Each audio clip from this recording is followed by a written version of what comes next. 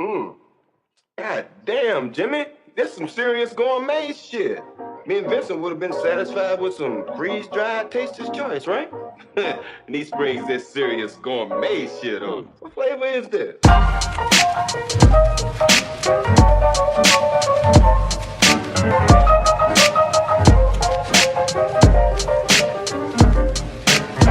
Welcome, ladies and gentlemen, to episode 15 of Tomorrow's Fight podcast, where we bring you the best analysis around through the eyes of various traditional martial arts backgrounds. I'm your host, Matthew Catalano, purple belt in Brazilian Jiu-Jitsu, and I'll be directing traffic from the floor. With me, as always, my co-host, the man in the white room, from the mean streets of Troy, New York.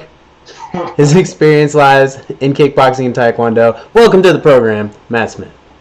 What's going on? How you doing, buddy? Pretty good. You're looking a little... Did I miss the last two or just the last one? Just the last one. Okay, alright. I don't feel as bad now. Missing our third member, of course, Matt Branscombe, our wrestling extraordinaire. He is training for a world tournament in Jiu-Jitsu, so he's a little busy doing that, but we support him, and he'll be back for the next one. If you want to follow his progress on that, we'll talk some more about it at the end of the show. Otherwise, you got me and Smith here, ready to run down UFC 227 on a scale of 1 to incredibly excited.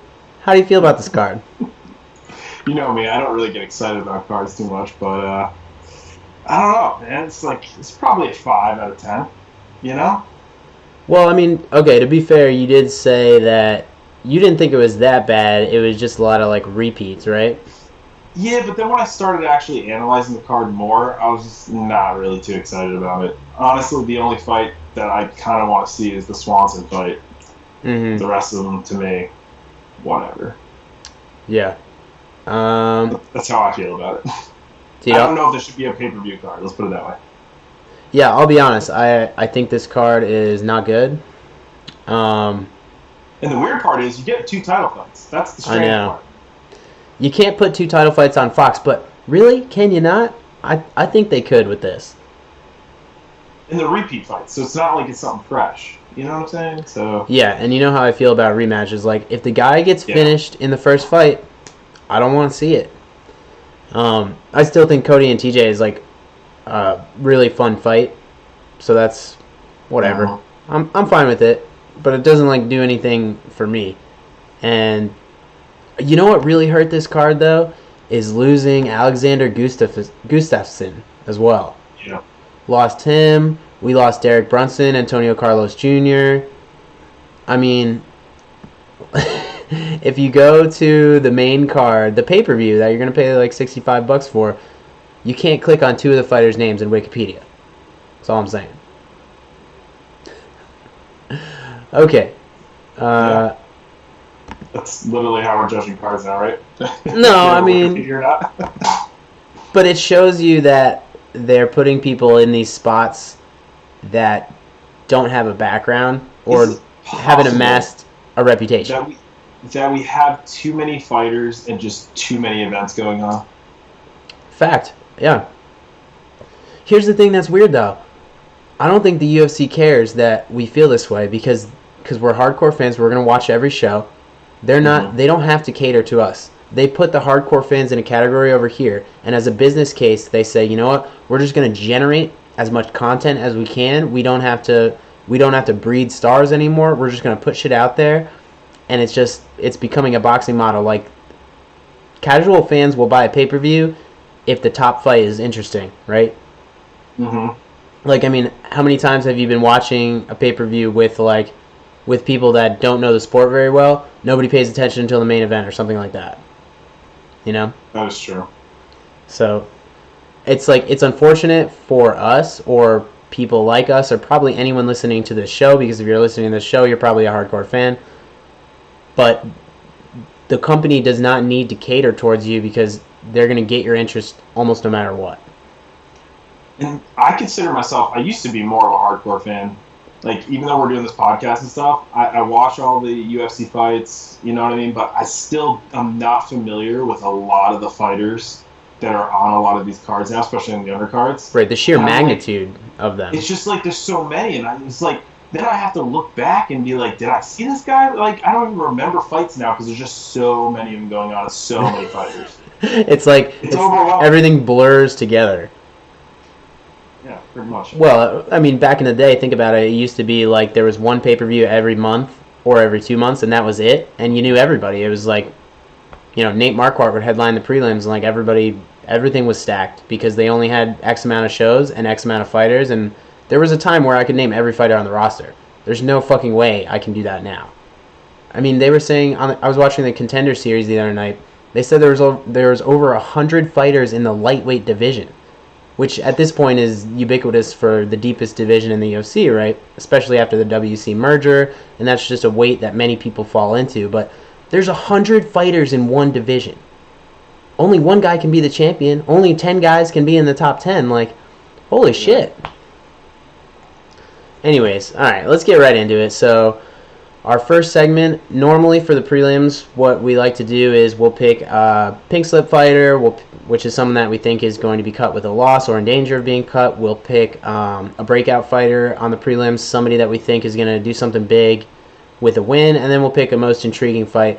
But honestly, for this prelim card, to me, I don't think anybody's in danger of being cut. Yeah, I don't either, but Smith, if you've already got your picks, like, let me know what they are. For me, I just think, like, I hate to say it, but I'm so not intrigued by the prelim card that, like, we can just talk about it in spots if you don't want to run down that list, because I don't really want to. Honestly, I don't have anybody who's really about to break out. I don't have anybody who I think is going to get cut. Like, there's a lot of guys that were doing well, and then they're coming off a loss. Like they were on a win streak, and then they took a loss, like Pedro Munez. We don't even have anybody in the top 10 except for one guy. Well, what they consider the top 10. Same with Brett Johns. Look, he's 15-0, and then boom, hits Aljamain Sterling. So let's just like talk about this in spots. You've got. Wait a minute. What happened to Betch Correa? Oh, shit. Oh, that's canceled too. The bout between Betch Correa and Irene Aldana was pulled from the event as Correa was forced to withdraw due to an injury. Okay. So that's not happening either. More common, dude. I'm telling you right now. When we had this discussion, but I have a feeling there's going to be a lot of people with injuries, or they couldn't make the weight, or some kind of fucking excuse is going to be the norm now. I'm telling you. This is how they're going to get around fighting people that they don't want to fight. Yeah, I mean, okay, I guess if we want to talk about anything, you got Marlon Vera at bantamweight on the Fight Pass prelims. He's always exciting, but he's coming off 2 straight losses. It's just that he had that armbar of Brian Kelleher. That was his best win. You got Danielle Taylor, who she's like 3 feet tall, fighting in the strawweight division. She's actually 5'0", but she just lost to JJ Aldrich, who's fighting in the pay-per-view portion of the card. You got Kyung Ho Kang. That's probably what I'm most excited for on the prelims. You got Kyung Ho Kang. He's on a 3-fight win streak. He's probably is he out of a Korean top team? He fights out of South Korea, and he's probably their most accomplished fighter in the UFC right now. And he's got a lot of finishes. You love to see that. Mm-hmm. Yeah, so I'm probably most excited for that fight. I guess I would say. And I like watching Pedro Munez fight because it looks like he's always losing every fight until he wins by guillotine. Which, like, I think it's hilarious when there's, like, novelty fighters like that. Okay. You got anything else on the prelims before we jump into this stellar pay-per-view? Let's jump right in. Okay. All right. Let's move on to our next segment. This is the pay-per-view. We'll be previewing the main card. Make sure you get the odds page up. I'm going to be relying on you, Mr. Smith. You'll be our odds keeper tonight. All right. Which one is your favorite site for odds? I like Best Fight Odds because it's like an aggregate of everything. Best Fight Odds? Yep. So it shows you all the odds from every different bookie. And then out of all the books, I trust Bovada the most. Okay. By the way, what are you drinking in that little fruit punch sippy cup you got there? Dude, honestly, this is just a crabapple and water. Because I don't like drinking straight water, so I put a little bit of crabapple in it, and it looks like there's a lot of it, but it's just water, dude, really. That was the most disappointing thing I've heard all day. Hey, man. Okay. Moving right along with the pay-per-view. The pay-per-view opens up with a great fight. I actually really like this fight in the featherweight division. We got Cub Swanson taking on Renato Moicano.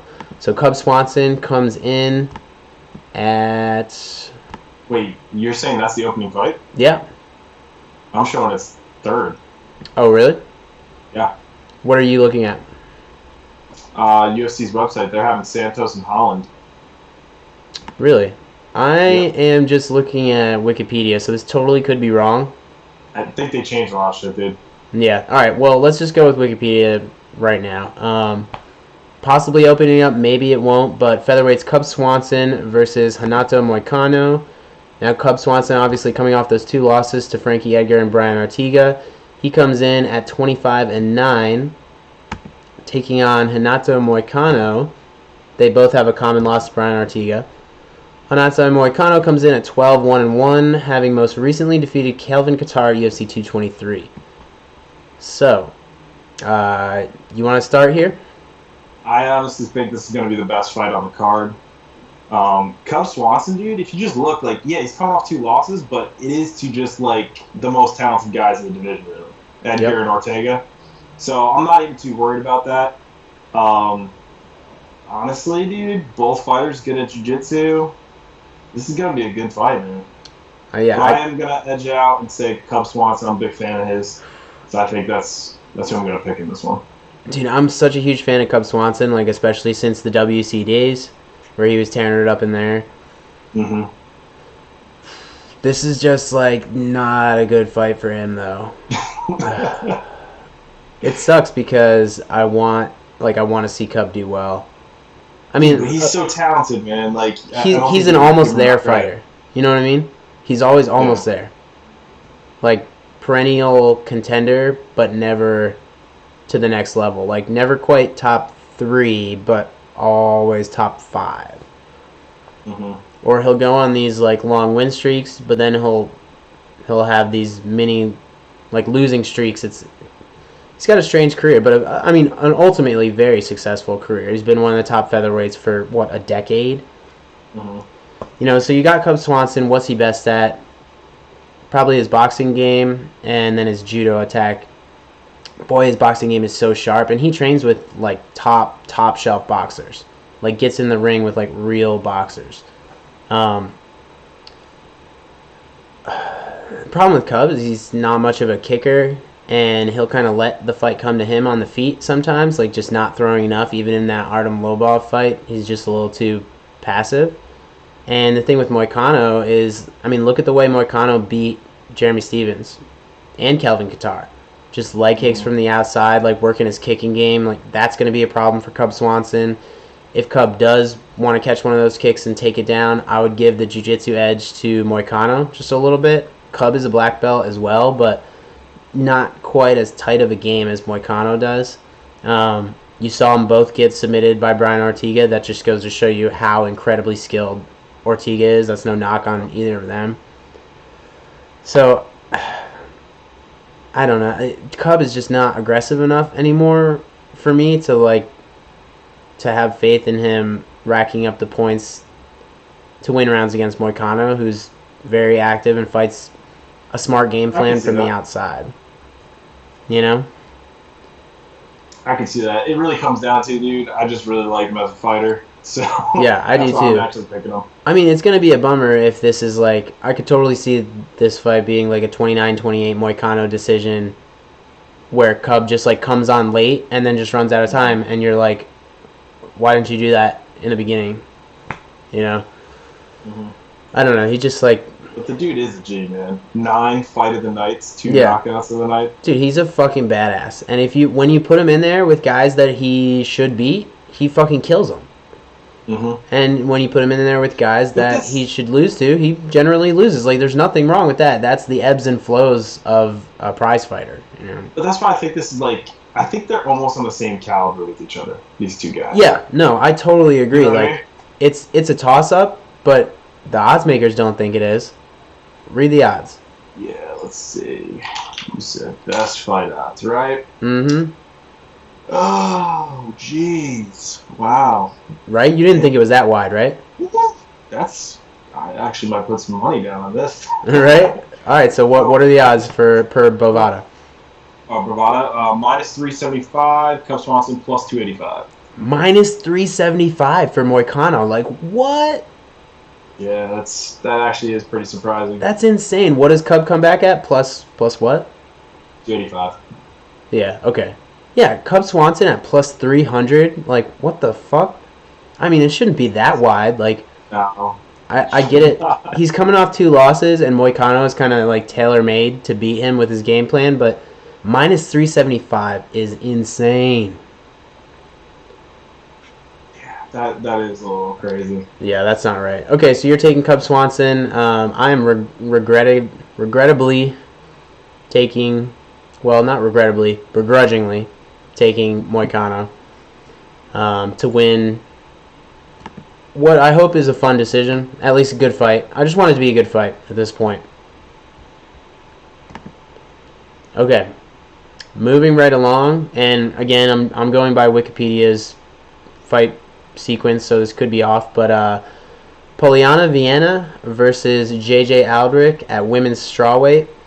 JJ Aldrich comes in at, what is she, 6-4? Let me double check this. She's 6-2. She's fighting Poliana Viana, who is a new prospect. I think she's 10-1.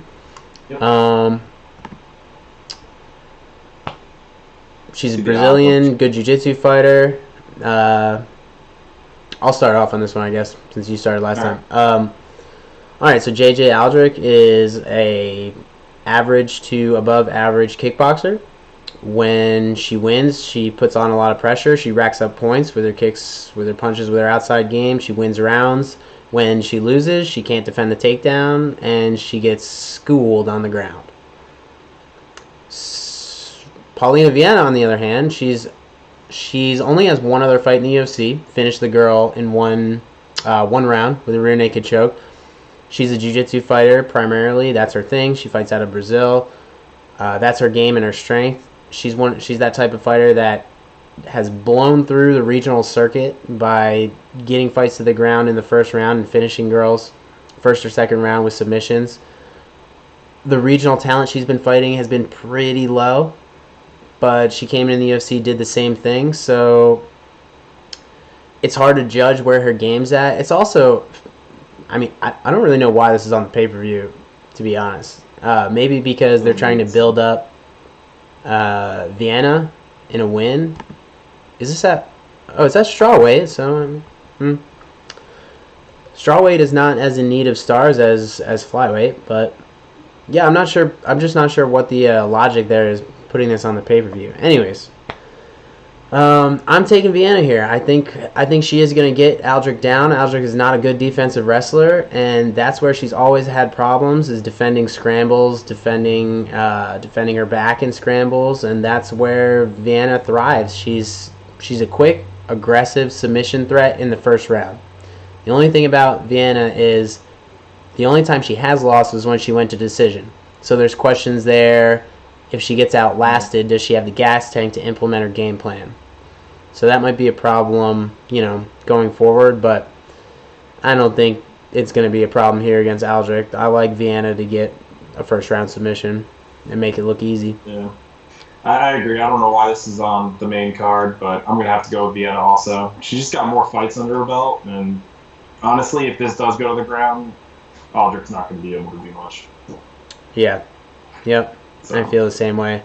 At least, God, I really hope Viana wins, because if she loses, this is probably going to be a boring 3-round decision where she got tired, and I don't want to see that on the card. Like, the good thing about this fight, even if they're putting it on the pay-per-view, if this could be like a fun, 4-minute grappling match with a quick submission, cool. I'll take it. I'm down with that. All right, we're both taking Viana there to continue on her impressive run, move to 11-1 in the UFC. Maybe do something at strawweight there. All right, next in the middleweight division, soldiering up this card like lightning. I can tell you how amazing it is. Thiago the Monster Santos at middleweight comes in. I want to say he's 19-5. Let's see, 17-6. Comes in at 17-6. He was on a 4-fight win streak before getting knocked out by David Branch. He is taking on Kevin Holland, who is coming from the Dana White Tuesday Night Contender Series. Kevin Holland is 12-3. Most recently winning a decision on the Contender Series, and before that submitting someone in Bellator off his back with a triangle. So this is going to be Kevin Holland's first fight in the UFC? Yeah, yep. And he's on the main card. There you go. What a time to be alive. And there's like how many people in that division again? Well, middleweight, I don't know. You'd have to roster check that, but you'd think there's got to be at least 40, 50, 60, right? I just don't understand how this shit is what's getting on the main card. Well, we have so many fighters. It's like last-minute injury shit, though, too. Remember, it was supposed to be Gustafsson versus Ozdemir. Ozdemir got hurt. Then it turns out Gustafsson got hurt, too. Anthony Smith says, like, no, fuck it, I want to fight Alexander Gustafsson, but he's off the card already. So then they just say, you know what, fuck it. We're just going to...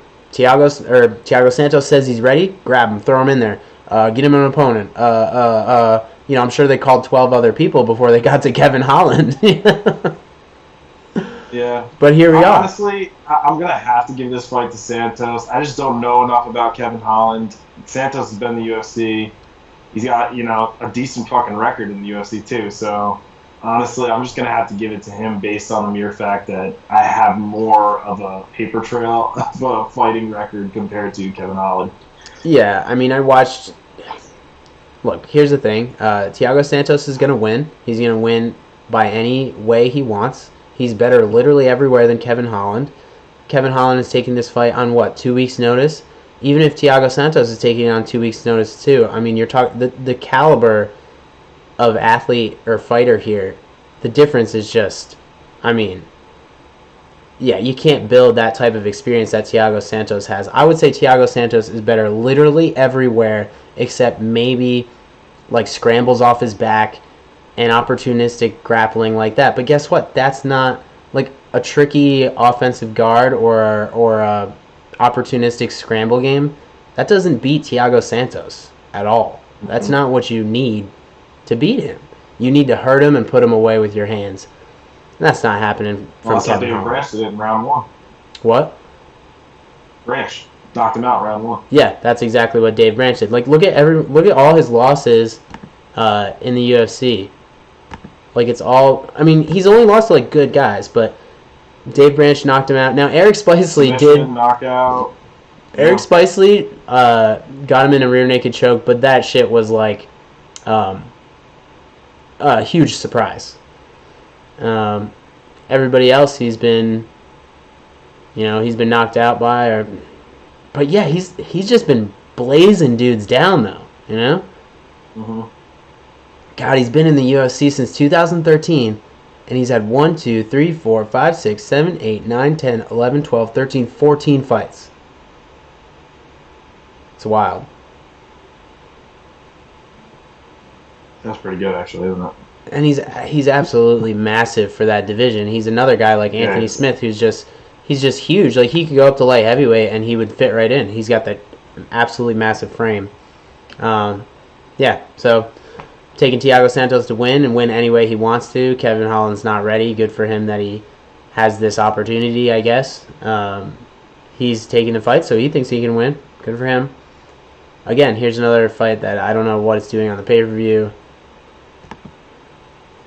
But they had to make some last-minute decisions. People pulled out. I mean, this is what we got. Yeah, we need to talk about this, dude. With the pullouts and people not making weight and shit. Like, my thing is, if you don't make weight twice in a row, you should be forced to fight up a weight class. Yeah, I'd be okay with that. I mean, like this shit's getting out of hand now, dude. And we're seeing top-tier fighters that somehow are just... They all have injuries all of a sudden a week or two before. I don't know. You're training too fucking Oh yeah, hard. this is your Matt Smith conspiracy theory about like people that don't actually want the fights, right? I don't. It's just happening so much. Like back in the day, say like 10 years ago when we were like first started watching UFC, right? Was this shit prevalent back then? No, but were there as many fights? Like there wasn't as much like Bro, data, right? come on, dude. I'm telling you. The weight cutting Something's thing going is on. weird. That there's so many people missing weight, so many people like almost killing themselves to make the weight. Bro, at press conferences, people are tripping over wires. What the fuck are the wires there? You know what I mean? Like, this is just getting out of hand. Remember Daniel Cormier like fell off the stage at 226 and everyone was like freaked out? It's just, it doesn't need to happen. People don't need to be going like so hard where they're like knocking themselves out during sparring matches like 3 days before. Like, it's just, you don't need to do that. Yeah, I don't know. I think the key is there's a balance that they're not finding somewhere. The weight cutting thing has got to UFC change. needs to step in, dude, because this shit is gonna get out of hand. Dude, you know somebody's gonna have to die from weight cutting before they like put some regulations on it. Well, I thought they kind of changed it, didn't they? They just allow early weigh-ins, which is fine. But it means like you wake up Friday morning and you have to be on weight, which is good. This is good and bad. Like, it's good if you want more time to recover because you can go weigh in Friday morning at 10 o'clock in the morning, and then now you have more than 24 hours to rehydrate. So like, I would like that. I want, like, when I compete in jiu-jitsu, I want the weigh-ins to be as early as possible. You let me fucking weigh in Thursday, I'm down. Yes, I like that. Like, I hate same-day weigh-ins because I do cut a little bit of weight and then I'm only focusing on making the weight. I like 24-hour weigh-ins. You know, get there Friday, 5 o'clock, weigh in, and then done. You don't think about that anymore.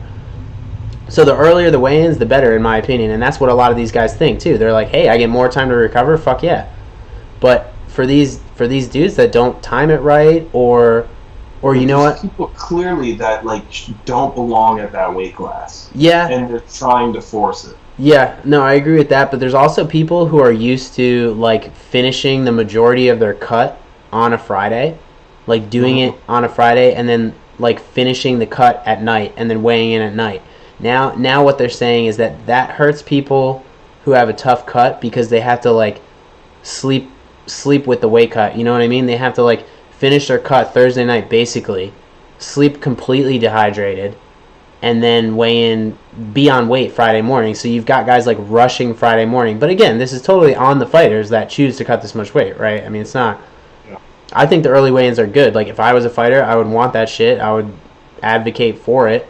Or what you could do is you could have early weigh-ins and you could have night weigh-ins. You could just say, you got to weigh in Friday, at some point Friday. Don't care when, you got the option. Like, when the fuck ever. And then you let people weigh in just throughout the day on Friday. That's what I think they should do. But you know why they don't like that is because they like to have that dumbass fake ceremony, right? You know, the fake weigh-ins. Remember? You know how they do that? It's like, that's got to be the goofiest thing ever. Oh, we haven't been doing the odds, right? Oh, sorry.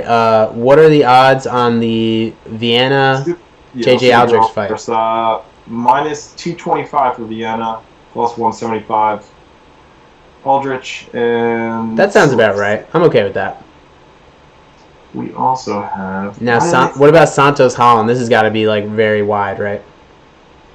Honestly, I'm not even seeing it on the list here. Is this so last? Oh, here it is. Minus 375 for Santos, plus 285 for Holland. Dude. Oh my God. Okay. Thiago Santos is the same odds-based favorite as Renato fucking Moicano to beat Cub Swanson. They're giving Kevin Holland and Cub Swanson the same chance. Kevin Holland has never even fought in the UFC. Dude. That's bullshit. This is crazy. Oh my God. All right. So we're both going for Santos, obviously. Yeah. There's like, I don't say this often, but that's like a fight I would be comfortable betting betting a lot of money on to win just a little bit, just because I'm so sure that there's almost nothing Kevin Holland can do. Mm-hmm. It's like when people put money on like Chris Cyborg. Like, yeah, I'll put $100,000 on Chris Cyborg to win like 10,000 because I'm so sure she's gonna win. Anyways, so going to this next fight with Demetrius Johnson, Henry Cejudo, I think it's really funny that they take like the most talented fighter and he's not even the main event. Yeah, I mean, obviously that's been a huge problem with the relationship between Demetrius Johnson and the UFC, and like providing context for that. He's the 125-pound champ, which is like the smallest male fighter, and it's just there's some issue with like this weird entitlement with fans, like, oh, that guy's small, I feel like I could beat him up, so I don't care. You know what I mean? It's this like, I don't know if that's the case. I don't think he doesn't have a lot of drama. well, yes, but there is also like this dumb redneck vibe of like, I only care about heavy guys. You know? I think that goes back in time though, even to like when you look at boxing, dude. Yeah. People always remember the heavyweights. It's, you know what I mean? Yep. But I don't know if that's really the case in this. Honestly, I think the reason is because this fucking matchup is the dumbest shit I've ever seen. And like literally Mighty Mouse is a completely different league than Henry Cejudo. And we've already seen this fight and I don't want to see it again. Oh, dude, like, you're gonna freak out when I pick Henry Cejudo then, aren't you? I sure as hell am. I don't think this is a good matchup, dude, for him at all. What, you think Mighty Mouse is getting old? So You've been saying that for years, right? Look, how old is he? 34? I don't know. He's been doing it a while now. He is. Oh, he's only 31? What the fuck? I feel like he's been fighting forever. Holy shit, he's only 31? God damn, he's really not getting old, dude. Shit, he could be in there, dude. He'll be like the first one to do like 50 fucking win streak. He'll be the first one to have like 20 title defenses, you know? Alright, well, so I'm gonna throw a flyer out on Henry Cejudo here. I'm gonna build a case for Henry Cejudo winning. Okay? Jeez. I gotta hear this. Now, part of this is because I'm tired of like picking Mighty Mouse every single time. But part of it is because I think Henry Cejudo has improved so much that he does stand a chance here. Like, when they first fought, that version of Henry Cejudo is not the version of Henry Cejudo that we have now. Like, the improvements that he's made in a span of, 3 fights? Probably 3. Like, he's fought 3 times, right? Well, he had a loss after Demetrius Johnson, then he had 2 wins versus Sergio Pettis and Wilson Reyes. Yep. So, and the loss to Benavidez should have been a draw. But I digress. Okay. I'm going to make the case for Henry Cejudo, and guess what? It's not going to be with his wrestling. It's not because of his wrestling. It's because of his defensive wrestling and his aggressive new boxing game. He went over. He didn't go over to Team Alpha Male, but whatever those guys are smoking, he's got it too, because he's one of those guys who's a great wrestler, who at the snap of your finger, suddenly this kid just figured out how to box, and he didn't have to use that against Sergio Pettis. I mean, he just played a safe game plan. He easily got those takedowns. It was so easy that I was like, why should I even stand up with this guy? Then you go to Wilson Hayes, and he just absolutely pantsed him. He just deleted Wilson Hayes from that fight. I mean, it wasn't even close. Didn't have to use his wrestling at all. But let's even go 2 steps back to the Joseph Benavidez fight. He was standing in the pocket, landing excellent combinations. Like, he boxes with purpose now. He sets it up with takedown feints. He uses his boxing to set up his wrestling. Now with Mighty Mouse, look, it is notoriously hard to hold down flyweights, right? It's the toughest division to be a successful wrestler in, because there's just such, they're ubiquitous with their scrambling ability, and you just can't hold those guys down. Like, nobody's really ever done it. Cejudo got some takedowns on Mighty Mouse in the first fight, but again, nothing that you can like hold him in place for. He just gets his knees in there, back to his feet, wrestles up on a single leg. That's it. You get the underhook and you're back. So that's why it's just a tough spot to be a good wrestler in the flyweight division. But I think Henry Cejudo is going to work to aggressively box Demetrious Johnson. Demetrious Johnson might get hurt at some point, revert to his grappling. Cejudo is going to use his defensive wrestling to shuck him off, hurt him some more, get him tired, maybe finish him, maybe catch him, hit him hard like John Dodson did in their first fight, something like that, except this time he's not going to let him off the hook. I know it's a stretch. I know he's a plus like 385 underdog, but I have this weird feeling that like this is going to be, we're going to be talking about this upset, and then Dana White's going to be happy that Mighty Mouse is finally not the champion anymore, and we're going to be like, oh, that's fucked up. And I don't know. I'm backing up this feeling with facts based on the improvement of Henry Cejudo. I think he has a good game plan to give Mighty Mouse trouble. Now the question is, will his new striking game be enough to threaten Demetrious Johnson? And that's where this fight becomes intriguing to me, because I think Demetrious Johnson, aside from his like cardio and fight IQ, his grappling and scrambling ability are his best attributes of his game plan. Like, he's just a phenomenal MMA grappler. Wrestling, jiu-jitsu, transitions, everything. He's always in the perfect spot. His striking is good, but usually he doesn't have to win. He doesn't rely on that to win fights. He almost always wants to finish on the ground if he does. And unless he like really hurts Henry Cejudo, this is not going to be on the ground, with Mighty Mouse on top at least.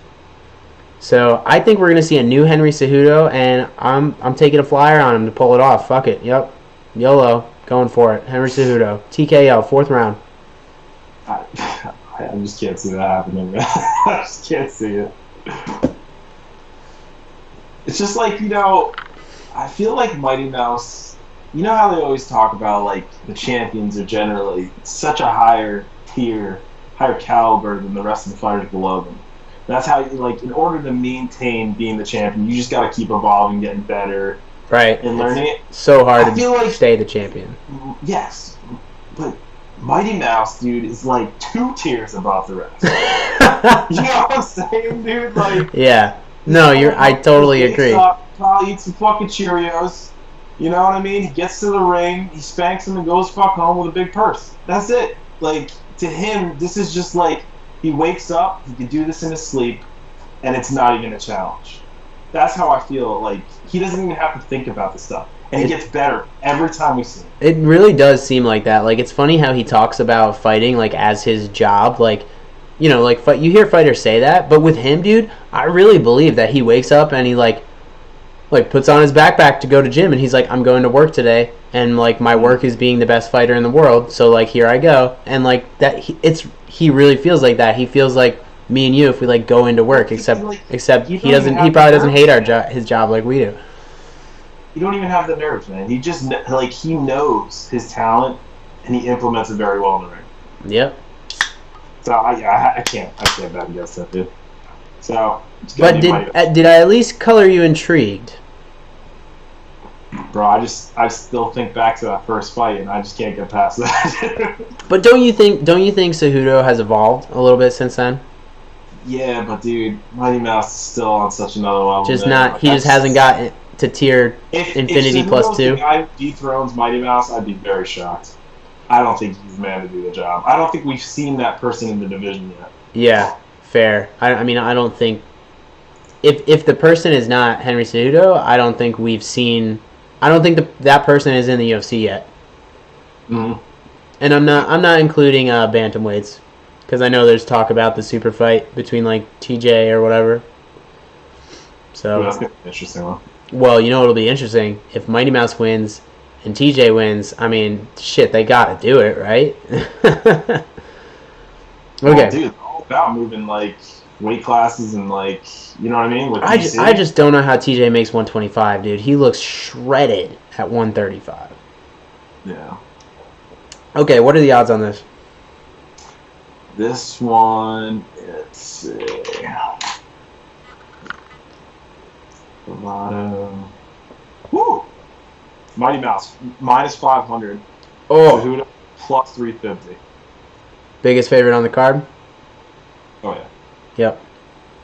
Well, there's some shit like Vera Buren. Is that really on the card? Who? Yeah, the first fight on the UFC Fight Pass early prelims, Vera versus Buren. Oh, damn. Marlon Vera is minus 600. Woo! Damn. He's going to kill that guy, I guess. As he should. Okay, so moving on to... Well, first, so are you not even excited for the Mighty Mouse Cejudo fight? Not really? Yeah, that's a bummer. That sucks. It's tough I'm to... actually really excited about the next fight, though. Yeah. Okay, good. So let's move on there.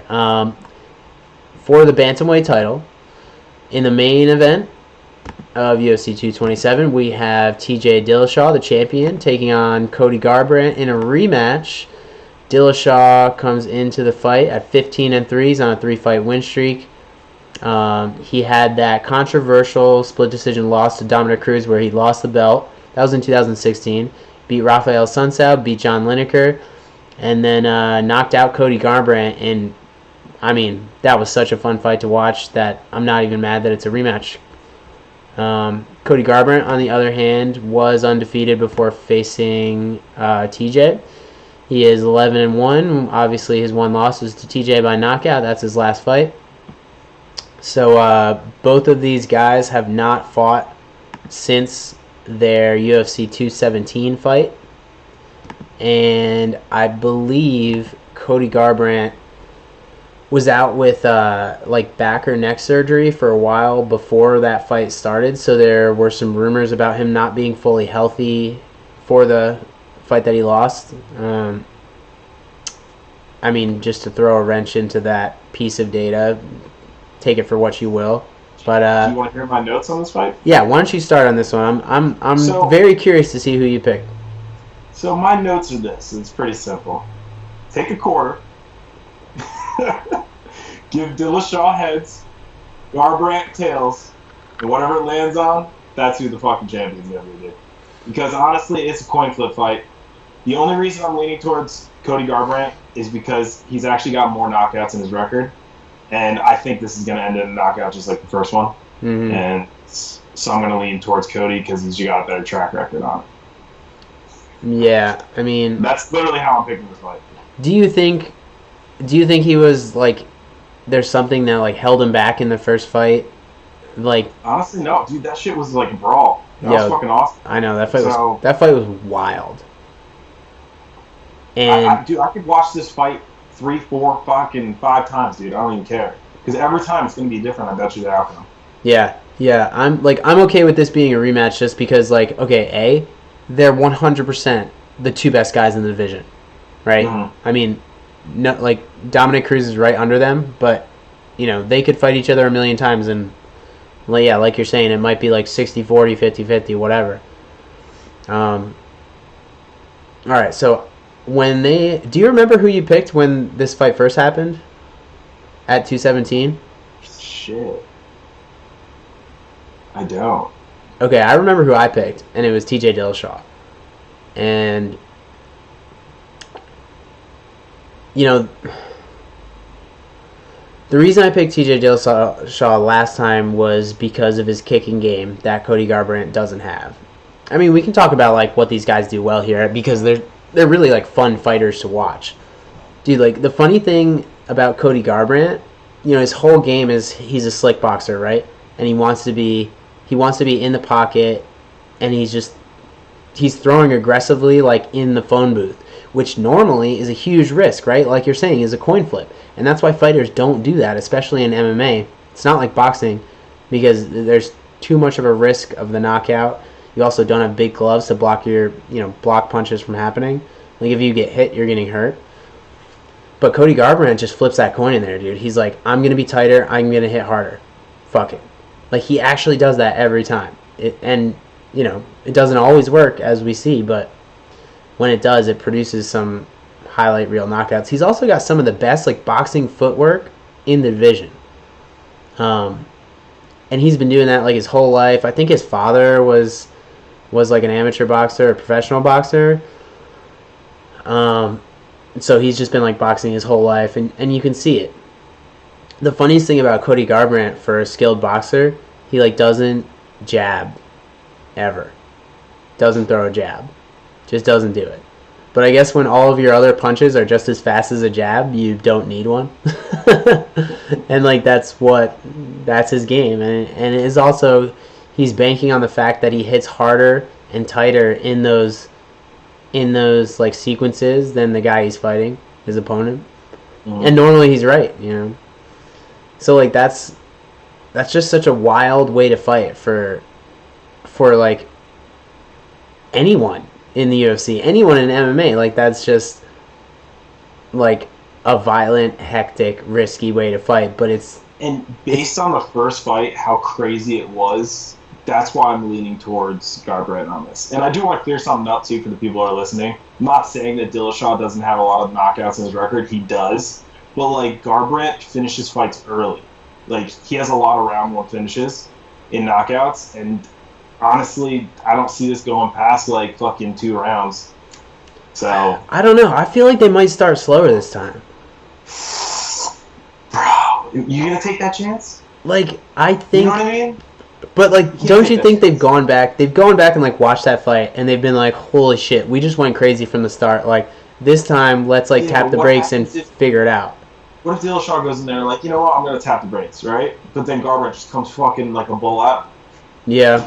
You kind of have to just respond, right? You I mean, can't just fucking cover up. Yeah, I mean, if that have to start swinging, you have to respond. Yeah, if someone's aggressive, you have to respond, and that response could be wrestling. But well, I'm telling you, man, this is going to be one hell of a fight. I don't see it going past 2 rounds. I think they're going to go in there the same. I think people enjoyed the first fight so much, we're probably going to see the same thing again. Okay, all right, fair. Yeah. Yeah. I don't know, this is a tough fight, but I mean, the thing I like about TJ that I feel like he has an advantage over Cody is I think he's a slightly better wrestler, but again, Cody's like real tough to hold down. Really tough. And the other thing that TJ does better, and we talked about this the first time, is he's got a good kicking game that he like ends his combinations with. I think that's how he knocked out Cody Garbrandt, he caught him with a kick and then finished him off. And like Cody just doesn't kick because he's like a pure boxer. He's like, this is what I am, this is what I do. I'm dying on my sword or living on it. You know, I'm dancing with the partner I brought. Like, this is it. I don't kick. I box and I fuck people up. I get close to you and I fuck you up. And it's like, it sounds archaic and like, but that's his game plan, honestly, and he's good at it. TJ, on the other hand, he's more of like a slick wrestle boxer that ends his combinations with like leg kicks or that left high kick, and he throws it, you know, just in between like combinations. That's like one extra thing for Cody Garbrandt to think about, and that's what he caught him with in the first fight. And so here's the other thing. Here's the X factor for me, which is why I'm picking. Here it is. I'm picking TJ Dillashaw. I think the X factor here is that Cody Garbrandt goes into fights with his own game plan, not based on his opponent. He does the same thing every time and banks on him implementing his game plan no matter who you are. TJ Dillashaw plans for every person that he fights. And I'm not saying that Cody isn't planning for this fight, doesn't have a game plan. I'm sure he does. But TJ Dillashaw adapts to the environment he's in when he's in a fight. If he's a better striker, he'll strike with you and tear you up. If he's a better wrestler, he'll take you down and hold you there. Like the John Lineker fight. I mean, he got the easiest takedowns he ever got. Because John Lineker hits hard. Why would you stand with John Lineker? But if you take Cody Garbrandt... Have you ever seen Cody Garbrandt taken down? No, we've seen him taken down, but not held down. I'm not saying that TJ is going to win with his wrestling. I'm saying that, like, I think if you had to pick one fighter to, like, grow and evolve from the first fight and sort of hone in on the other guy, like, whenever you have a rematch, somebody's going to do better in the second fight because they have the data, right? Like, they've already fought this guy, so, like, somebody is gonna improve upon something. You just don't know which person is gonna build more from that. honestly, I think that all that shit can go right out the window in the heat of the moment. If this ends up being one guy comes in brawling like they did last time, your game plan and they can are go right emotional. out the fucking window. Yeah. So that's fair too. Like I guess you got to weigh the emotional aspect of it too. Which they fucking hate each other, which is kind of funny. Yeah, I don't know. I'm picking TJ. I think if there's one guy that's gonna like tweak his game plan a little bit and learn more from the first fight, I think it's him. I expect to see Garbrandt come in with his usual boxing aggressive, come to me, I counter you style. And I'm banking on TJ to find a way to beat that. So, yeah, I'm picking TJ. But like you said, wouldn't be surprised if anything else happens. It's a fucking coin flip with these guys. it's Alright, what are the odds? the odds for this. We are at -105 Garbrandt, -125 Dillashaw. Okay, so tiny favorite for Dillashaw, but basically a toss-up. Yeah. That's Which fair. is, honestly, it really is a coin flip. Dude, I wonder if TJ is pissed that the UFC made this rematch. I don't know, man. Like this shit helps your career, especially if you come off and you can win 2 of these. Yeah. Like, But this is a huge risk. it is a risk. It is a big risk. I would not, dude. I would be pissed. I'd be But honestly, this is the type of fights that people want to see. Like, Yeah. exciting. Could go either way. They don't want to see him Title fight. Well, actually, if I was TJ Dillashaw, I'd be pissed because I would want to fight Mighty Mouse. If he can make that weight. Let's not even talk about that shit, because you know me and this fucking making weight bullshit. Dude, TJ, like, he's so shredded at 135.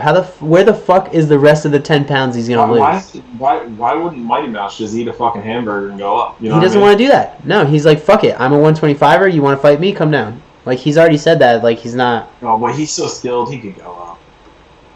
He doesn't want to go up. He doesn't want to. Anyway. Okay, that wraps up the main card. It's such a weird card, dude. It's so rough, dude. Like, I feel like it's such shit, but so good at the same time. Like, hurts. I think this would be a great card to get, like, just, like, borderline blacked out and watch. Mm-hmm. Like, duct tape some 40s to your hands and just roll with it. Yeah. I might have to do that on Saturday. I might only be watching, like, 2 of the fights. Oh, then I won't be able to live tweet the results. Nope, can't duct tape 40s to my hands, you know. It's really got my nuts in a vice here. Wait, so you got any rumors or what? Yeah, well, first let's go to listener mail. There's a couple things. Oh, shit, we've got mail? Yeah, okay, hold on. Pretty excited about this. Now, of course, all of these questions that we got for this week are all on the top 2 fights because nobody gives a shit about the other ones. But I'm thinking we basically already addressed some of this stuff, but let's read it anyways, talk about it a little more. All right, first we have Felipe from San Francisco, California, writes in. All right, what the hell honestly is the game plan to beat Johnson? Has anyone ever come close to solving him, and has his chin ever been tested? Good question, Felipe. So I will say this. The only time he's been dropped in a flyweight fight was the very first John Dodson fight. That is the only time he's ever been dropped, like had a chin checked, right? And he came back and he won that fight. He used his like clinch game. He used his wrestling and grappling. Then they had a rematch. Yep. Then they had a rematch and he absolutely destroyed John Dodson. It wasn't even close. I just want to go back. When was that first John Dodson fight? The first one? Okay, it was 2013. Then he rematched him in 2015, and it was a blowout. It wasn't even close. Dude, even if you look at like the stats on that shit, dude, he demolished them in every aspect. Takedown, striking. In the first or second Dodson fight? Actually, both. At the first, he had 127 strikes to 57, 5 takedowns to 1. Yeah, I think it was the third round where Dodson dropped him, and it was like, oh, it was scary for a minute, but DJ like clinched with him, recovered, and then just adjusted his game plan rounds 4 and 5. You want to talk about like somebody who adapts? Mighty Mouse fucking can adapt. Yeah, and that's why he adapts a lot to everything. Of people have the problems with him. Dude, he's also like beating people where they're best too, which is badass. Like Wilson Hayes, no-gi black belt world champion, fucking takes him down, armbars him.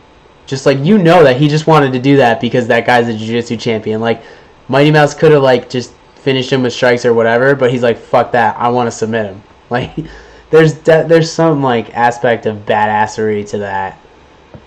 Honestly, like, to answer that question, how is someone going to beat him? We're going to have to find someone who's got the talent. I don't think they're in the division yet. Yeah, or I don't think Mouse is going to get old or just not want to do this anymore. But I don't see that coming anytime soon. Eventually, he will get old. We'll still all be surprised. It'll be just like when Chris Weidman knocked out Anderson Silva, and we're like, oh, you know? It's like that happens to everybody. Like GSP, Johnny Hendricks. Like, this happens to fucking everybody, dude. You know what the crazy part was about Weidman? He did it twice to Silva. And, like, the first time, obviously, the leg break. You know what I mean? No, second time was leg break. Oh, second time was leg break. Excuse me. But, yeah, it's like, it's just crazy to think about. The man did it twice to a legend. Yeah. Nobody thought that. No, that, dude, I remember watching that live, like in my apartment. And I think my like then girlfriend at the time was sleeping, so I had the volume like turned off, and I was just like on my couch like alone at like 1:30 in the morning, and he knocks out Weidman, or he knocks out Silva. Silva falls down, and you're still like, you're watching this, and you're like, is he joking? Like, is he gonna get up? Like, he's been clowning him this whole time. Like, you know what though? The funny part about that is, he's been like showboating for so long. Eventually, he was going to get caught with his chin out like that. But it was also part of his game plan, though, right? That's true. Yeah, I don't. Anyways, okay, we're getting off topic, but yeah, like, so, what's the game plan to beat Mighty Mouse? I mean, I think you got to stop his grappling exchanges and pressure him and be an aggressive, powerful striker. Like, I think when he does lose, we're going to see somebody go in and just, like, hurt him bad and stop his clinch game. But right now, there's just nobody with that skill set. Like, yes, I'm throwing a flyer out on Henry Cejudo. Like, maybe he can, maybe he drinks a bottle of Michael Jordan's secret stuff from Space Jam and goes in there and gets it done. But, you know what I mean? Wouldn't you say, though, it's more common in that weight class, though, to see more submissions and going the distance than it is to actually knock somebody out? Right, you got to hit, like, so hard. Like, it's hard for them to generate the power to finish people like it is. Like, that type of power is exponential throughout the weight classes, right? So, It is not the same. It doesn't take the same, like, proportional force for a flyweight to knock out a flyweight as it does a heavyweight to knock out a heavyweight, right? Like, your nerves don't exactly like grow with your body. It's the same thing as when they talk about jiu-jitsu. Like, in jiu-jitsu, you're always at a disadvantage when you fight someone who's at a bigger weight that knows the same skill set of course, right? They actually say in jiu-jitsu that every 20 pounds is like basically a belt. So, like, if I'm a 150-pound purple belt and I fight a 170-pound blue belt, like, we generally should be even, given a couple different things. But they also say that, like... There are people in jiu-jitsu that are just so next level that... Yes, of course. There's little dudes. There's people like that in every sport, right? But the other thing they say is that, like, your joints in your legs, like your knees, your ankles, they don't get proportionally stronger with, like, your size. So that's why a lot of people specialize in leg locks in jiu-jitsu that are small, because you can hit those attacks on a larger opponent. Whereas obviously it's incredibly hard to armbar somebody who's twice your size. Like, they will just either grab their gi and never let go, or, like, they won't let you have it, right? It'll be hard to extend that. Anyways, that's just like a little aside to, how power translates in different ways throughout size. Anyways, okay, let's get to our next Our next listener writes in Airwater Nature, coming from the r/MMA subreddit. All right, let's see. What is Cejudo's path to victory over DJ? We know Cejudo's improved as of late. Has DJ exhibited any known weakness lately? Second, does Cody need to knock out TJ to beat him? All right, so that first one, this is pretty much what we've been talking about. Cejudo's path to victory, I believe it's like a sprawl and brawl type of aggressive boxing game. Cejudo has improved as of late, even though you're not giving him credit, Mr. Smith. Has DJ exhibited any known weaknesses lately? Do you think he's been slowing down at all? Like, is he getting older now? Yeah, I thought he was older than he... Because he's been fighting so long, he's been like defending so long, I thought he was older than he really is. Yeah, I thought he was like 34, but he's not. Honestly, like, we keep talking about this, but he seems better every time I see him. He doesn't look bad. No, he looks like amazing. Scotty holes in his game. So... And his last fight, what was his last fight? The Ray Borg, like, incredible armbar, where he just, like, fucking threw him over his back and armbarred him in midair? Yep. In the 5th round. Like, Yep. After he just, like, washed the fucking floor with him. Dude, with everything across strikes, 8-3 in takedowns, submission attempts 2, passes, wait, what? 19-1. Guard passes, is that what they're saying? I guess. Jesus. Dude, that fight looked like... That was ridiculous. That looked like a little kid fighting his dad. It was bad. Anyways, has DJ exhibited any known weaknesses lately? No, he hasn't. I mean, I don't know what else to say. No, he's one of the best champions there is, and you're right, he's improving every time. Cejudo's path to victory, like we talked about, type of sprawl and brawl game plan. Okay, second, does Cody need to knock out TJ to beat him? I mean, you think that's going to happen, right? I don't even think this is going past the second round. It's someone's getting knocked out. But does Garbrandt need to knock him out, like, or could he win a decision? I don't know about that. I don't know how I feel about that. I mean, he did it against Cruz, right? He won a decision. But Cruz is more like passive striker than TJ is, I would say. Like, chooses his shots, moves around a lot, not known for knockouts. Like, honestly... Okay, wait, let me ask this. It's not really an issue, right? Alright, hold on. For the most part.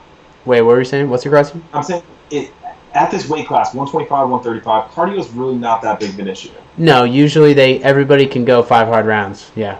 So, honestly, but... I don't know, because, like you said, let's say TJ Dillashaw has a little bit better game plan going into this, can adapt better and stuff. If you give him 5 rounds to do that, he knows how he's going to have to score the cards.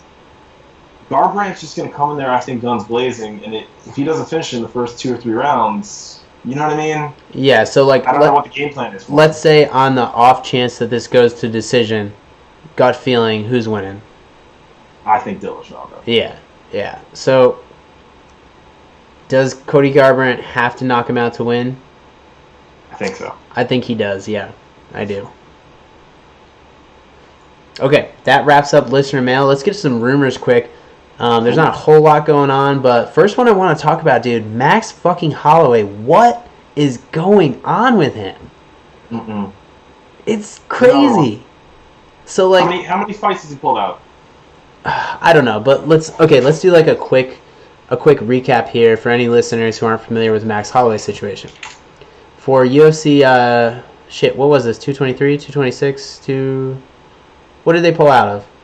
Honestly, there's probably a Wikipedia page dedicated to his pullouts. Anyways, I'm just gonna put that out so there. Max Holloway pulls out of the fight with Brian Ortega, and no one knows why. He's acting like a little loopy in interviews. Looks really like sleepy and tired, just like totally not there. A lot of people said like, dude, he looks like he's fucking high. And even at the open workouts, he was just like sluggish and just weird. And eventually what happened was he like fell asleep and like wouldn't wake up. Like they like couldn't wake him up. He was like super groggy. And this is like 4 days before the fight, dude. This is like on a Tuesday or something. So they're freaking out. They're like, what's wrong with him? They rush into the ER. The ER says like, I guess he's fine. And so they bring him back, but the same thing happens. He gets like super groggy. They can't wake him up. So his camp just goes, nope, something's fucking wrong. He's not fighting. And he didn't even. We don't really know this for sure, but they say he didn't even start his weight cut. So a bunch of stuff started coming out at this time. People said, well, Dana White said maybe he had like water poisoning, which is essentially like. Yeah. Okay, well, while Smith goes to check that shit, Dana White said maybe he has like water poisoning, which is essentially when you cut weight, you water load. And what you do is, the week leading up to the fight, usually like 5 days, you start on a Sunday or Monday, you start to water load your body. So you put a ton of water into your body so that your body gets used to processing and getting water through your system quickly. You don't eat any salt, you have no salt intake, and then you slowly taper that water intake down so that by the time you get into weigh-ins, you can easily flush water out of your body with a quick run, sauna visit, whatever. So Dana White comes out and says, maybe he water loaded too much and had water intoxication, which is essentially you get sick from drinking too much water. Other rumors come out. He was concussed and knocked out in sparring. He's going too hard in sparring. Again, none of these rumors are corroborated by anything that's proven to be true. Another rumor came out. He had like a mini stroke. Again, like no one can validate or verify that any of these are true. And now recently it comes out, Max Holloway says, I've been to, a dozen doctors. Nobody can tell me what's wrong. It's just strange. It's super weird. Smith, dude, I was just kind of. Oh, I could hear you the whole time. Oh, you can hear me the whole time. That's right. You got your headset on. It was probably some type of fungus, dude. You ever hear about the fungus that can control ants? Oh my god. I'm just fucking with you, bro.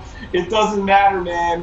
Whatever excuse people can have to not fight the top tier fucking fighters, they're gonna come up with.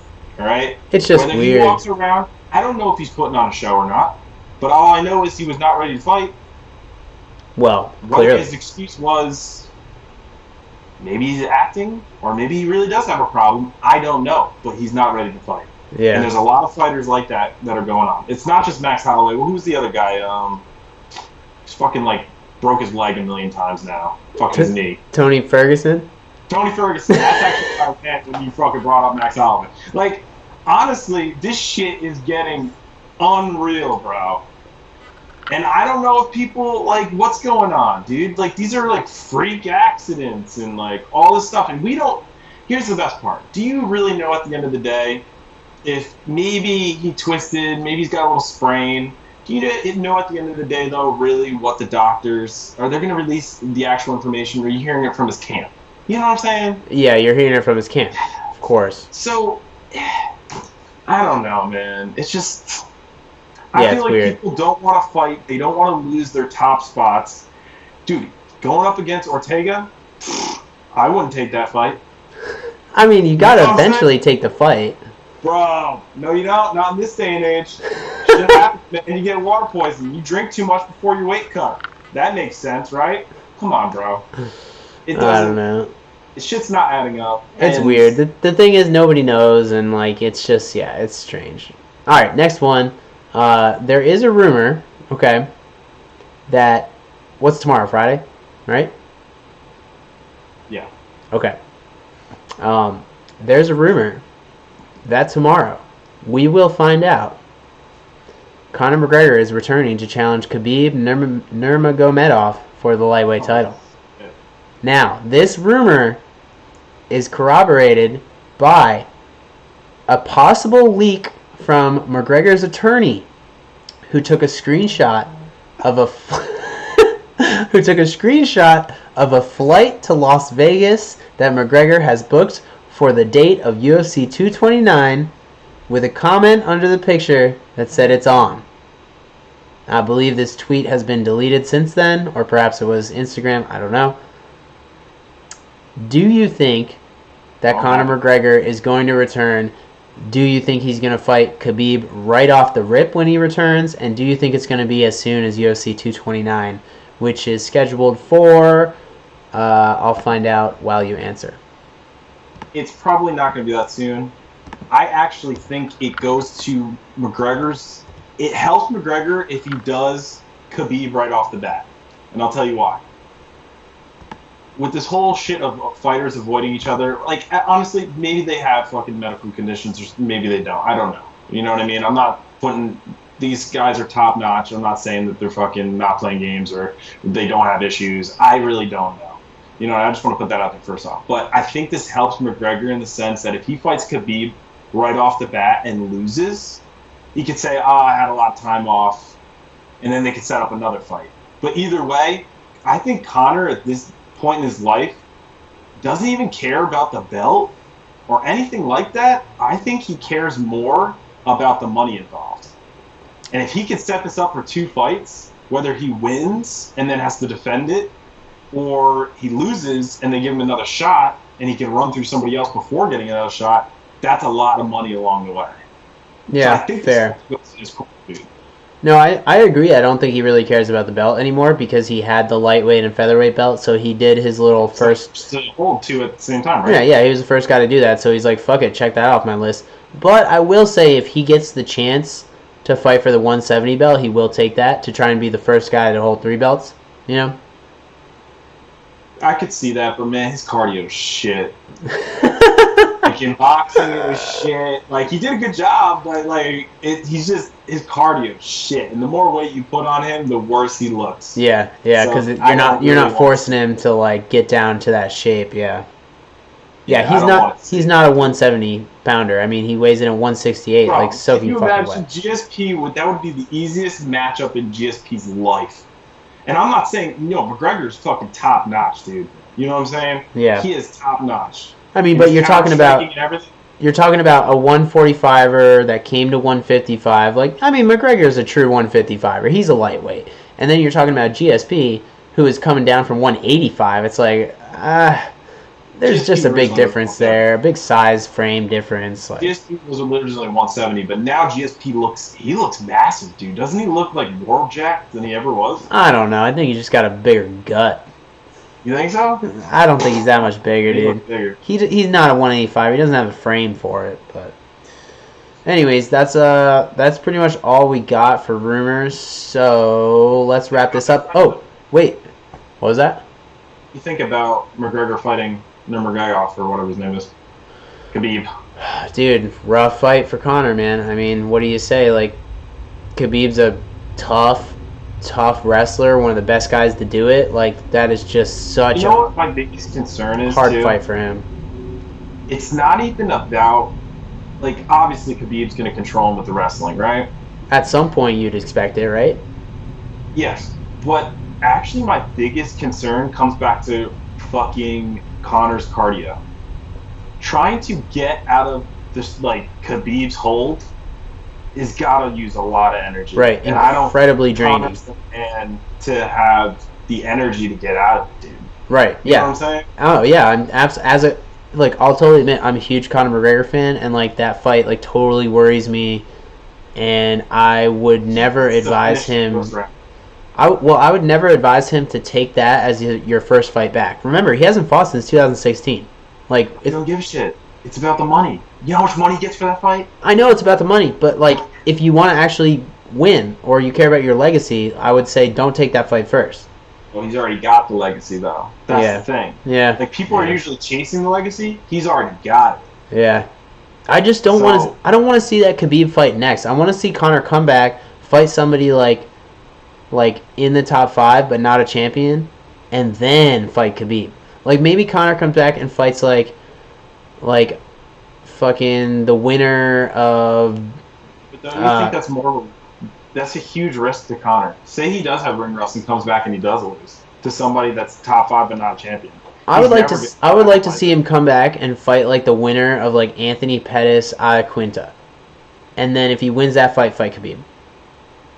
Yeah, Alaquinta didn't do that bad, actually. Yeah. On the last note. Alaquinta and Anthony Pettis, that's going to be a fucking great fight. Pettis just submitted Chiesa with that sick triangle. I mean, that'd be... You're telling me people wouldn't be excited to see, like... Let's say Anthony Pettis wins that fight and fucks up Iaquinta, and people are like, holy shit, Pettis is back. You know? Mm-hmm. You don't think people would be excited? Like, Pettis, McGregor? Fuck yeah, dude, they could get into that. I think anything McGregor they're going to get excited about. It's just what comes down to is... What is the likelihood of Conor getting relevant fights if he doesn't fight Khabib first? Yeah. If he takes a bigger risk. If he fights someone in the top 5 and loses, then what do you do with fucking McGregor? Then you're in trouble, right? Yeah. It's all about the money, man. I think he's got to go for the money fight. And that's Khabib. No, you're probably right. He's gonna fight Khabib if he comes back. Like I think you're right. I wouldn't want to do that first. Cocky as shit. He'll do it. Yeah. He's gonna fucking do it. No, he believes he can win. Yeah, he really does. Oh man, it's crazy. That's gonna be good though. By the way, 229 is scheduled for October 6th. Well, maybe. Well, nah. That's only 2.5 months. Yeah, that'd be risky. That's soon. Although, really, what is the camp nowadays? 2 months training? 2.5 months, but you assume Conor's been training, been doing something, not sitting on his ass. Doing something, dude. I know he's got a lot of bills to pay, right? You got to fix that bus. I'm pretty sure in the statement. He's got to fix the bus. He's got to fix like 2 windows. Oh my God. Did any of the other fighters sue him? Yeah, like Michael Chiesa and Ray Borg have like a civil suit against him. And wait, this is the best part. They have restraining orders against him, so they can't go near him he can't go near them until 2020. Oh, God. Yeah. But, okay, let me ask you this real quick. Did Max Holloway, or am I just getting him confused with Tony Ferguson, did Max Holloway pull out of any other fights? He pulled out of the Khabib fight because during his weight cut, the New York Athletic State Commission said that he couldn't keep cutting weight. He probably could have done it. That was for that super fucking wonky card where... Yeah, but that's because so many people dropped out of the Khabib already, right? Yes. So, that was the bus incident. That was when McGregor threw the dolly through the window, and Chiesa was off the card, Pettis was off the card, Borg was off the card, everybody's off the card. Like, yeah. Yeah, this is interesting. This is really interesting. It's fucking wild, dude. All right, let's wrap this shit up. This has been Tomorrow's Fights Podcast. Thank you guys for listening. Oh, dude, one quick thing. As of this show, this is our 15th episode. We'll get to that. Hold on. This is our 15th episode. As of this episode, we've been doing this for 1 year. Damn. Isn't that wild? All right. That is pretty wild, man. We started this a year ago with the Mayweather-McGregor deal. Yeah. Nice. And we've done every single pay-per-view until then. Yep. Pretty interesting. I think I haven't missed that many, right? 3, 4? Yeah, no, it's been good. Yeah. So yeah, with the new year, we want to make the show better. So, like, feedback from you guys, anyone who's listening, like, the content that we provide gets better with your support. So get our name out there. We are always most active on Twitter. We're always live tweeting the play-by-play of the fights of the major pay-per-views. So get on Twitter. Interact with us at Tomorrow's Fights on Twitter. That's where we're the most active. Otherwise, you can drop listener mail on the webpage. You can also just send us an email, tomorrowsfights@gmail.com. What else? Let's see. We'll have this show up on SoundCloud, YouTube, iTunes, Stitcher. We'll have direct audio always on the website, tomorrowsfights.com. You on iTunes? Yeah, we're on iTunes. Damn, bro. So give us some reviews. I think eventually what I'd like to do is set up a possible Patreon account for donations, and if we get something semi-substantial, we could move to doing shows more often. Maybe not just for the pay-per-views, but providing content for more than just the pay-per-views. And honestly, if it was substantial enough, we could actually do this at events. Mm-hmm. That would be even more badass, dude. I don't know, we'd have to talk and like see how hard it is to get press passes, or just being out there and actually doing some recordings while we're there. That would be pretty cool. Right. But and you know what I'd really like to do? I would like to have guests. Like, I would like to see if we could get like potential fighters. Over Skype, dude. Let's just do it over Skype, and you know what I mean? Well, yeah. Just in the beginning. Right. So what I'd like to do is get either fighters from the UFC, like reach out to fighters and get them to like break down a card with us, like as a fourth guest, or get some like well-known journalists that we respect and like get them on as like a collaboration type thing. That's what I would like to start doing. So all that stuff, you know, comes with like support from you guys. So if you like the podcast, you know, support it, like the videos, subscribe on our YouTube channel, like, you know, tell your friends, whatever, share it. You know, we like doing this, so the more support we have, the better it is. If you want to get in touch with me, again, I'm your host, Matthew Catalano. You can find me at Tomorrow's Fights on Twitter. Matt Smith, where can the listeners find you, and what is your new business venture, my friend? I see you have a very nice Mammoth console over there. Right here, Mammoth consoles. Oh yeah, just high-end PCs that are in console size. So check out the website if you like it.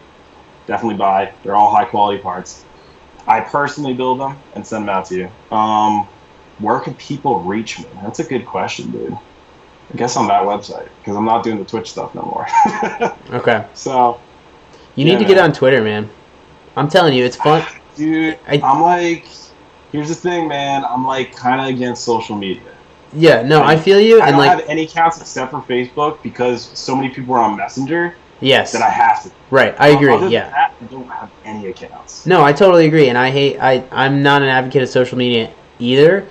But using Twitter to promote the podcast is fun when you like interact with people while the fight's going on. So like, even though we are, you know, 1,000 miles away, if you're watching the fight live and you're on Twitter, like, we can all interact with the listeners, with each other, with the polls, with the play-by-play, with everything. So, yo, think about how fun this would be though if we went out to a UFC event, we live streamed it, and we could watch the chat and people asking us in real time like questions while we're at the events.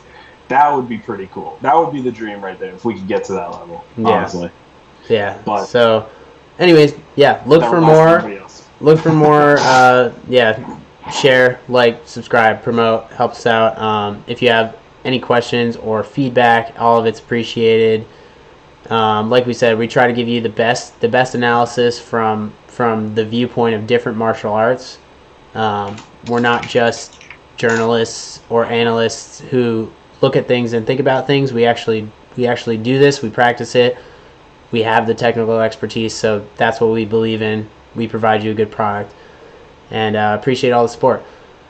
That being said, our third man in the booth, Matt Branscombe, can't be here tonight, but you can follow him on Instagram at ChromesDog.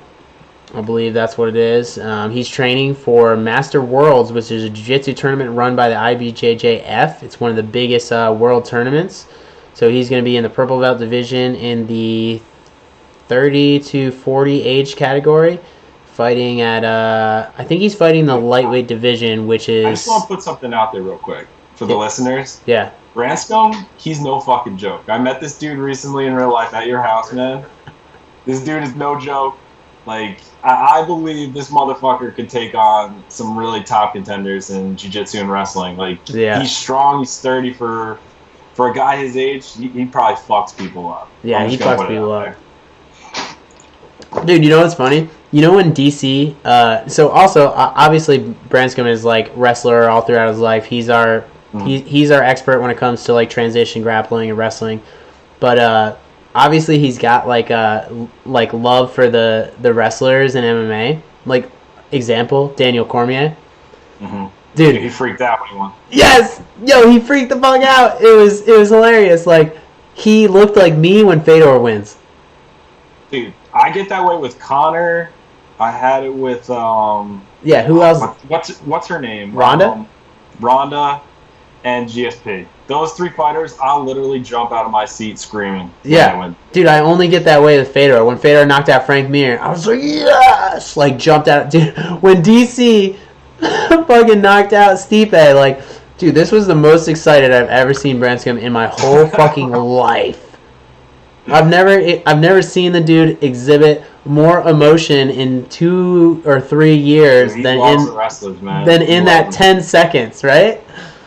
That's some fucking like just prime excitement, like couldn't be more in the moment. Like that's why MMA is fucking awesome, dude, when you like connect with those fighters that you love. Like damn, yeah, it's like just that raw primal like emotional shit. Boom. Alright. That being said, let's roll out. This has been Tomorrow's Fights podcast. Thank you to the listeners. Appreciate it. We will be back for UFC 228, which, shit, does that even have a main event yet? I don't know. But, as always, Smith, look that up. As always, please send us listener mail for the next card. We love addressing these discussion points. Like, that's what we're here for. It's always great to talk about that stuff, discuss it, run it through the panel.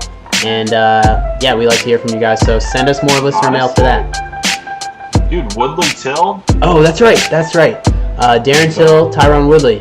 Okay, that'll be a good one. So send us your questions, comments for that. Otherwise, follow us on Twitter at tomorrowsfights.com. We'll be live tweeting.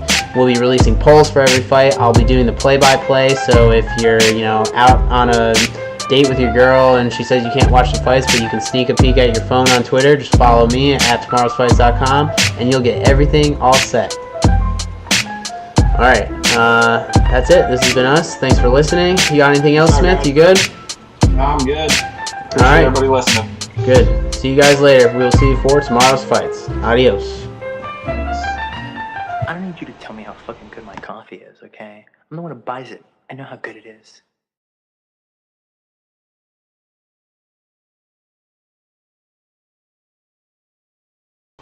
Ranger Rick over there. You don't like my shirt? Can you button it up any higher? Bro, I love shirts that are buttoned all the way up. It's my style, man. I always wear them all the way up. That's great. You going to a job interview in the forest right now? Yeah, lumberjack.